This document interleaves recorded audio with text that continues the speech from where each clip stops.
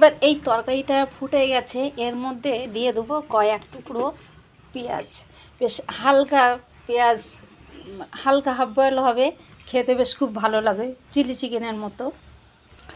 আমার তরকারিটা অনেকক্ষণ ফুটে গেছে, তো আমি এখন দিয়ে দেবো সেই সোয়াবিনের বড়াগুলো।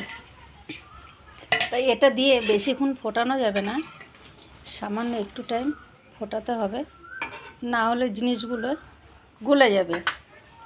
আর আমাদের খাওয়ার শেষে যেরকম চাটনিটা না দিলে সম্পূর্ণ হয় না, আর এখনকার দিনে তরকারি রান্না করতে গেলে শেষ পাতে একটু ধনেপাতা না দিলে কিন্তু সম্পূর্ণ হয় না। তা আমি সেইখানে দেখে একটু ধনেপাতা দিয়ে নিলাম, আর তার আগে একটু ঘি দিয়েছিলাম, তোমাদের সঙ্গেটা সেটা আমি তুলে ধরিনি। আর একটু দিয়ে দেবো গরম মশলা।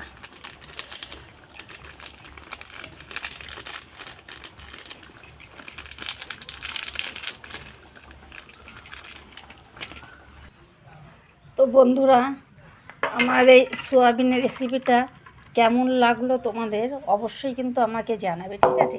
এই যে যতটা দেখছো আমি ঝোল করলাম, এই ঝোলটা কিন্তু থাকবে না, টেনে যাবে, জানো তো, বড়াতে টেনে নেবে।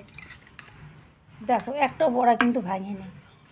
তারপর সবাই আবদার করেছে যে খাওয়াও, তা কালকে আবার আর একটা আবদার করেছে, তা আমি আজকে রেখে দিয়েছি ফ্রিজের মধ্যে, কালকে ওটাকে আবার তৈরি করে ওদেরকে কালকে খাওয়াবো।